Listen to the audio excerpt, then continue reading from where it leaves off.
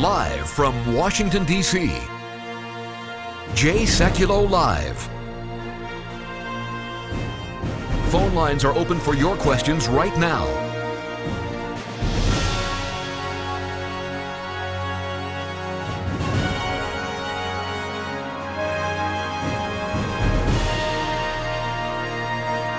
And now, Chief Counsel for the American Center for Law and Justice, Sekulow. All right, welcome to the broadcast. So here's what we've got. We've been contacted by 5 states, or parents in 5 states, but there's actually a curriculum in place in 49 states, the District of Columbia and Puerto Rico, more than 2,900 schools, more than 25,000 classrooms, more than 662,000 students. What I'm talking about is a program that has been put forward in the schools under what's called Mindfulness. It's meditation in the public schools. Now, this is not like a 30-second at the beginning of the day silent prayer thoughts situation, which the Supreme Court's held constitutional. This is actually an adopted curriculum.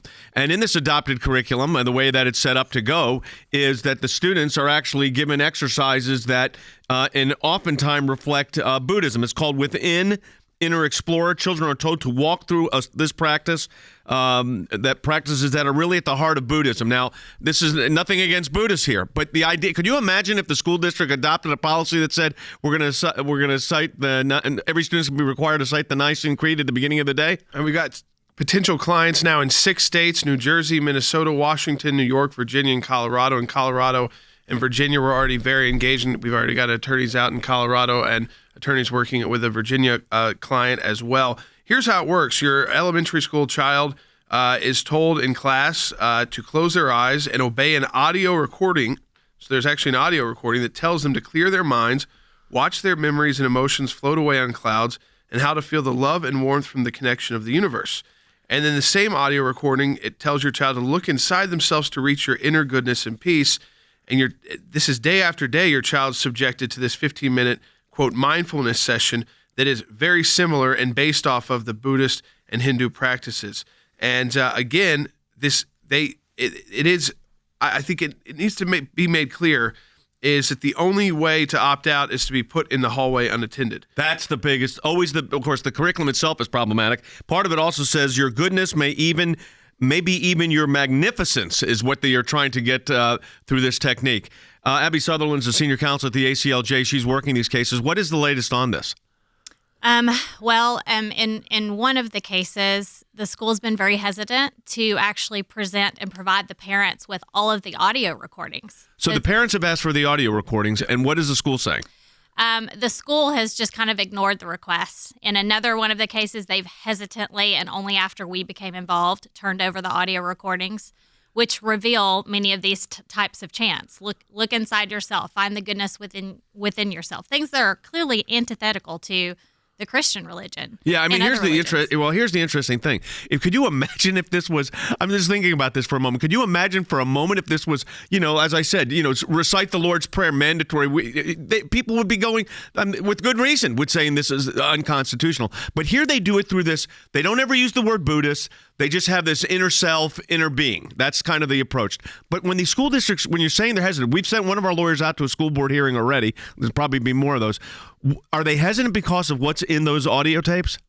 Is that what you think it is? I think probably so. I think that when more parents catch wind of what their students are actually listening to, and many times this is being implemented in the classroom 3 times a day for 15-minute periods. Well, so 45 minutes of the school day is spent in meditation. Students are encouraged in some of these cases to assume a meditation Buddhist pose. In one of these cases, the school mascot, they've printed T-shirts with the school mascot assuming the meditation pose. Well, this has been a good example of what we do at the ACLJ. And again, let me encourage you to support the work of the ACLJ. Here we are in December. We now have cases in 12 states involving this. I'm sure that's going to increase. This curriculum, as we've been talking about, is in 49 states. So your support of the ACLJ makes a huge difference. Any amount you donate, we get a matching gift for. That's at aclj.org.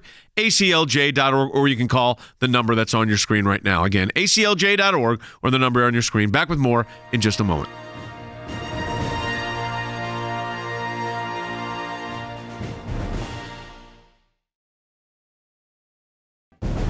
It is a critical time for our nation. And the American Center for Law and Justice is on the front lines, defending life and liberty, engaging the issues that matter most to you and your family. Whether it's working to protect Americans from the dangers of radical Islam and the persecution of Christians, to defending life at the U.S. Supreme Court, to protecting your religious and constitutional freedoms, we could not do this work without you, without your support. And now your support can really make a tremendous difference. For a limited time, you can participate in the ACLJ Matching Challenge. If you make a gift now, it will be doubled. $25 becomes $50. A $100 gift becomes $200. Please stand with the ACLJ right now and call 1-877-989-2255. That's 1-877-989-2255, or go online at aclj.org. Thank you for your support.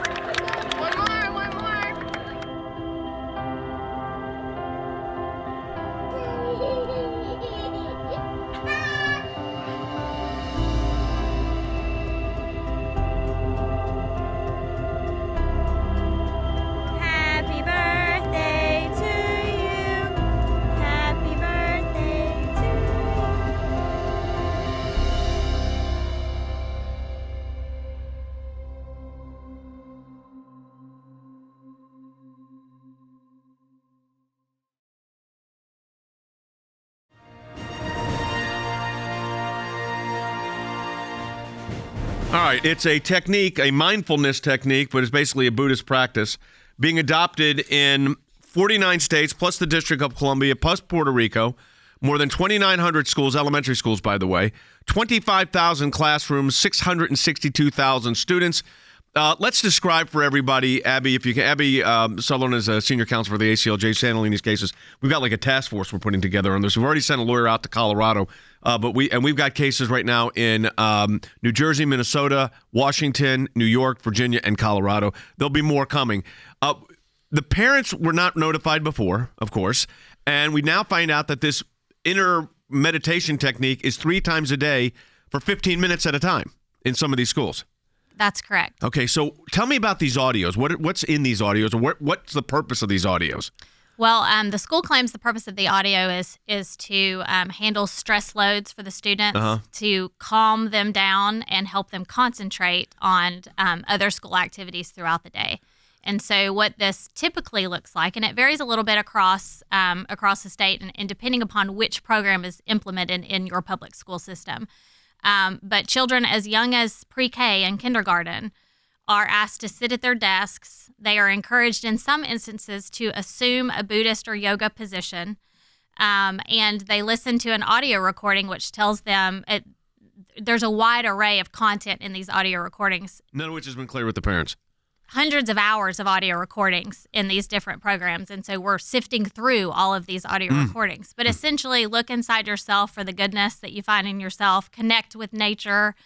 It's a guided audio, and students are encouraged to, or they're required to sit and listen through these 15-minute audio recordings. That's not what the Supreme Court said was constitutional. It said a moment of silence.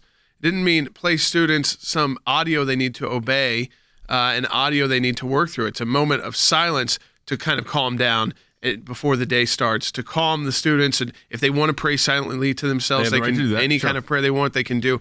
That's a true moment of silence. This is guided activity, and it's guided religious activity. Now, in a Western religion, we don't think of this as religious, but in the Eastern tradition, this would immediately be identified as religious in nature, as a core part of your religious belief would be to take this time out of the day, either once a day or multiple times a day, and do this guided 5 minutes and 3 times a day for 15 minutes. Guided meditation. I get so concerned when the parents are being refused the audio transcripts and even a syllabus. That's to this what's program. going on here. Andy?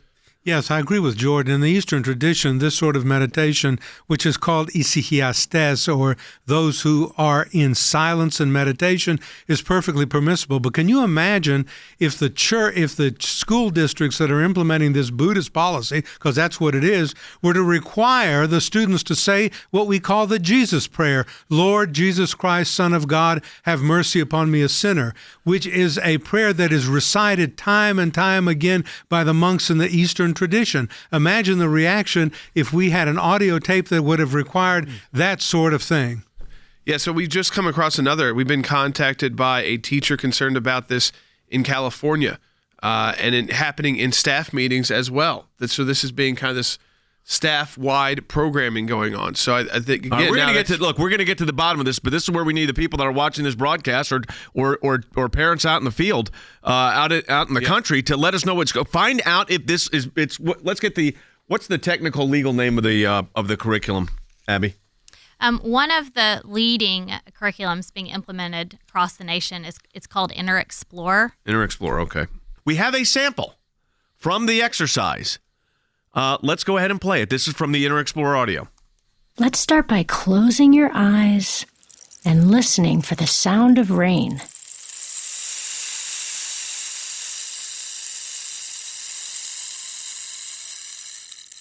We use the rain stick at the beginning of each recording to let you know we're about to start our exploration. It's a signal telling you it's time to pay close attention to what's happening on the inside of you. Let me tell you something. Okay, parent, I'm sure we're going to get a letter from Inner Explorer. Fine. Parents have the Inner Explorer. Let me tell you this. Parents have the right to know what's going on in these classrooms and what's being taught. And that's just a little bit of what we're uncovering. That's just the beginning. But as I said, it's all over the country. Let's go ahead and take a phone call. Steve's calling in from Arizona online too. Steve, welcome to Jay Sekulow Live. Hey, Steve. You know, they want to talk about the separation of church and state, which most of them don't understand what that actually means. But they have a hard time with Christianity, but they want to enforce it for themselves and do whatever they think, and they want to manipulate the words and the wording and the syllabus and all that other stuff.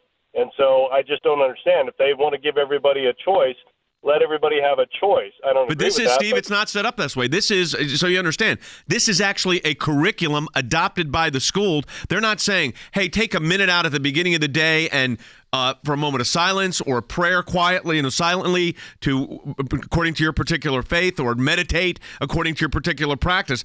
That's not what this is. This is a 3 times a day in some school districts, 15-minute exercise that, Abby, we're just starting to hear it and see it, but I can't imagine how this would be constitutional.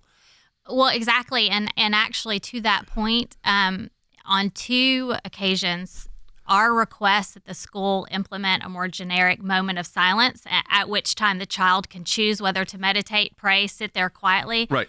The school has resisted that, ignored our request, and proceeded with the meditation program only, sitting students who don't want to participate outside in the hallway by themselves. I want you to think about that for a moment, what Abby just said. I mean, and Andy, let's talk. You've represented school districts. I have too. Right. So here's what you got.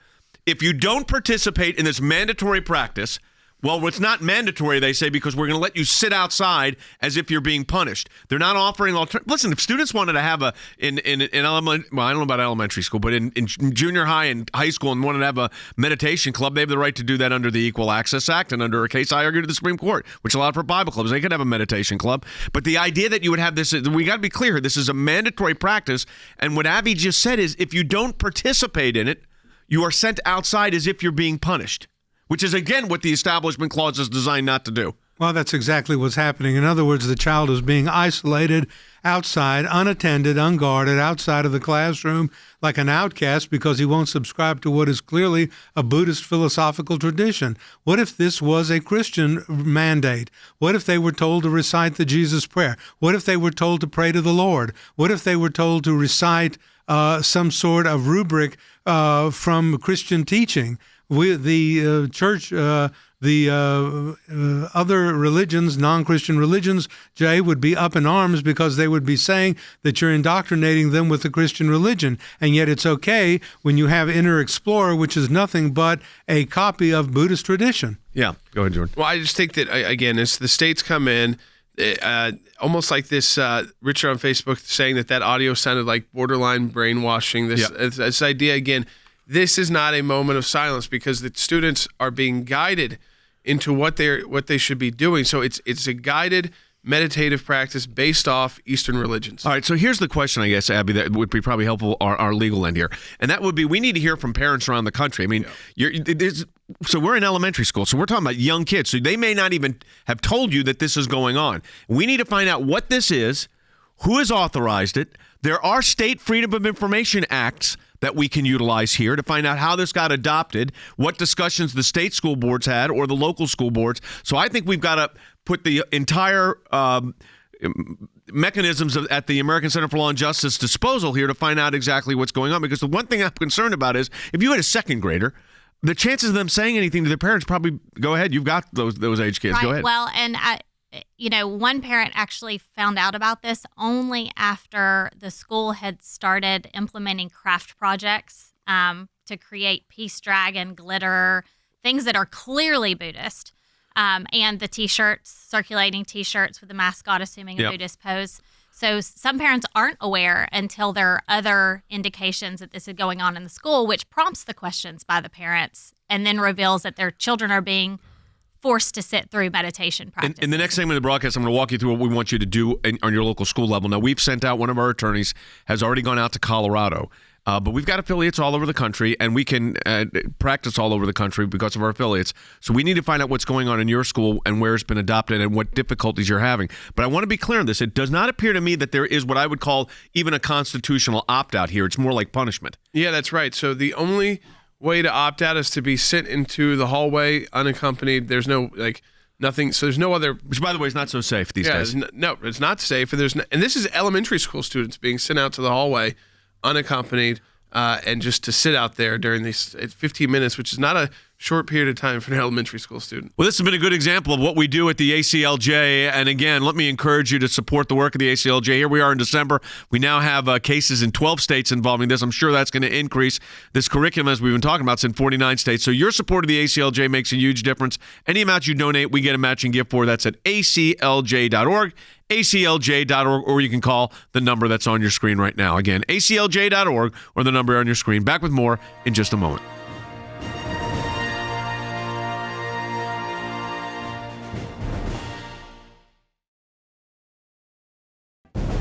It is a critical time for our nation, and the American Center for Law and Justice is on the front lines, defending life and liberty, engaging the issues that matter most to you and your family. Whether it's working to protect Americans from the dangers of radical Islam and the persecution of Christians, to defending life at the U.S. Supreme Court, to protecting your religious and constitutional freedoms, we could not do this work without you, without your support. And now your support can really make a tremendous difference. For a limited time, you can participate in the ACLJ Matching Challenge. If you make a gift now, it will be doubled. $25 becomes $50. A $100 gift becomes $200. Please stand with the ACLJ right now and call 1-877-989-2255. That's 1-877-989-2255, or go online at aclj.org. Thank you for your support.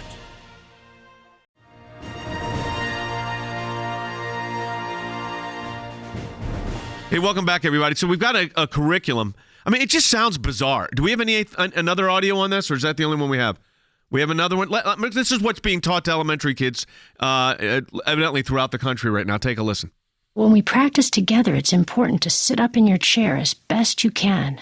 And if you need to shift or move your hands or your legs to get them comfortable, it's okay. The most important thing is that you're trying, that you're open to practice in this way. That's called intent, and it means on purpose. Now let me tell you something here. 3 times a day for 15 minutes, and it's connecting with the universe. I mean, I don't understand. I mean, I do understand how they got it in. The question, and I do understand how the parents don't know about it, because evidently, and I want Abby to be clear on this, for the school, that we've only got 6 of these right now. I expect we're going to get more, and that's fine. But the question is, are the parents aware? And when we ask for the information, are we getting it? It depends on a case-by-case basis. Many of the schools have kind of resisted the request for all of the audio recordings. They'll provide a sampling, but never the full amount of audio recordings. Andy, how do you read this right now legally? Well, I mean, I think legally it's absolutely illegal to encourage this inner explorer idea because, as I said, it's aggressive Buddhist teaching. And what we're doing is we are opting the violation of the separation clause that Congress shall make no law respecting the establishment of a religion that has been interpreted to say separation commonly of church and state is being violated here because we are imbuing and through this soothing female voice 3 times a day Buddhist principles into our students. Let's do some Christian teaching. Oh, you can? Could you imagine that? That'll be okay. We would first of all we would not say you could. We would say you can't do that as a mandatory teaching within the schools. Right. You could teach about religion. It's religious practice is always the line that has to be drawn here. But then taking the students that don't participate and moving them outside the class as if they've done something wrong. I'm sorry, that's not right. Let's go ahead and take another call. Yep, let's go to Jason calling from California on line 5. Jason, welcome to Jay Sekulow Live. Hi, Jason. Go ahead. You're on the air. Hi, how you doing? Good. I guess I was just going to comment that I practice yoga and meditation quite regularly. Okay. And I think that the connection of body and mind is extremely important, and that for kids nowadays, they're so bombarded with technology that their attention span gets so diminished so quickly, and that by having some kind of breathing regimen where they're breathing and they're getting tuned with the moment and right now, it's going to alleviate okay, let me ask you a question. And again, I know a lot of people that practice yoga and meditation. No one's saying that's illegal. It's not. It's inculcating it into the schools. Do you, for instance, in your yoga technique, do you use a mantra? No, I don't. What is your yoga technique? My yoga technique meditation technique, I guess, would be. It's all based around breathing, and it's about diaphragmatic breathing and diaphragmatic support. I'm also a singer as well, and singing has a lot. But you got it, Jason. Here's the problem. This is 45 minutes a day, 3 times a day for 15 minutes in some of these schools. Parents aren't aware of it, and it's not just breathing. It's not just deep breathing exercises. Guided audio voices, a human voice telling you what to do. So instead, Jason, you're kind of doing this on your own through a breathing practice, more traditional, I'd say, and I'd say a lot of people probably practicing what Jason just described. Yep. Probably a little tough to get elementary students to do that for 15 minutes, but the idea again of quiet time, of moment of silence is one thing. This is not silent, actually. Though the teacher's not participating and the student's not talking, they are being instructed by audio to do something internally and to think ways internally. And that is different than what Jason just described and what a lot of other people, I think when they hear meditation, they're not thinking putting an audio tape on for elementary school students to be guided by. Yeah. So, Abby, give us some of what is going on in the curriculum. I think that's important to understand. Well, here's just a few examples of the quotes that are being recited, the words that the students are encouraged to focus on. Imagining that through our connecting, there's a happy place, and imagining through our connection, there's a feeling of peace. You may be imagining that all of nature and all of the universe is sending out feelings of love and feelings of happiness and feelings of peace. So that's just one example. Well, that is Andy, traditional Buddhist teaching. I mean, it is traditional Buddhist. You can call it whatever you want, but that's what it is. And it may not be Christian tradition. I mean, in the ascetic Christian tradition, this life is something to be gotten through for the happy life that comes after in the presence of God. Yeah. This life is a I don't want to say journey. A torture, but a journey toward perfection, and we will be judged ultimately on what happens. And there's not necessarily always love. There is something that is unlove, the devil, the demons, satanic impulses. Do we in Buddhism subscribe to those and let those float past us, whereas in Christianity we try to root them out of the flesh? I mean, this is teaching Buddhist analogs. This is teaching aggressive Buddhism. This is contrary in many respects to some tenets of the Christian faith. But then if the student... Go ahead, Abby. Well, and in fact, some of this curriculum, depending upon where the school chooses to pull from, some of it does come directly from a Buddhist publishing company. We can tie it directly to a Buddhist company. So no great. So when people are out there saying, "Oh, the ACLJ's overstating what this is not. It's just meditation technique." You're saying, say it again. Some of the materials are derived directly from a Buddhist publishing company. Well, there you go. Yeah, I mean, so it's coming right out of that world and being taught to. Again, I just want to explain. We're talking about elementary school kids, not adults who get to make decisions on their own. Like the caller who called in and said, I like doing this practice. Well, he gets to make his own decisions in life. No one's telling him you have to do this or go sit in the hall. That's what these kids are being told. Do this or sit in the hallway for 15 minutes, sometimes multiple times a day. And we know those opt-out situations. There's a lot of pressure not to do that. That doesn't make it easier on these teachers. They look frown upon it, often, fellow classmates. And these are kids. These are young kids that we're talking about. I can't even imagine this happening 3 times a day. And this is what they're spending their time with in public schools, being indoctrinated with. That's going to do it for the broadcast today. Again, we're trying to get ahead of this, and to get ahead of it, we need to find out how many schools have actually adopted it. We know that some of these are in as many as up to 665,000 students just on the one curriculum. So your support for the ACLJ makes a huge difference, especially this month. We're in a matching challenge campaign. Go to aclj.org. That's aclj.org. Any amount of money you donate, we get a matching gift for, or you can call the number that's on your screen right now. We'll talk to you next week.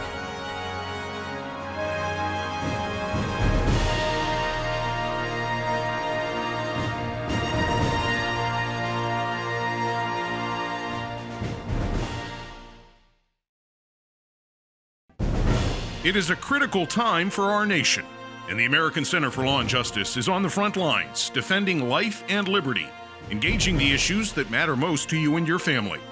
Whether it's working to protect Americans from the dangers of radical Islam and the persecution of Christians, to defending life at the U.S. Supreme Court, to protecting your religious and constitutional freedoms, we could not do this work without you, without your support. And now your support can really make a tremendous difference. For a limited time, you can participate in the ACLJ Matching Challenge. If you make a gift now, it will be doubled. $25 becomes $50. A $100 gift becomes $200. Please stand with the ACLJ right now and call 1-877-989-2255. That's 1-877-989-2255, or go online at aclj.org. Thank you for your support.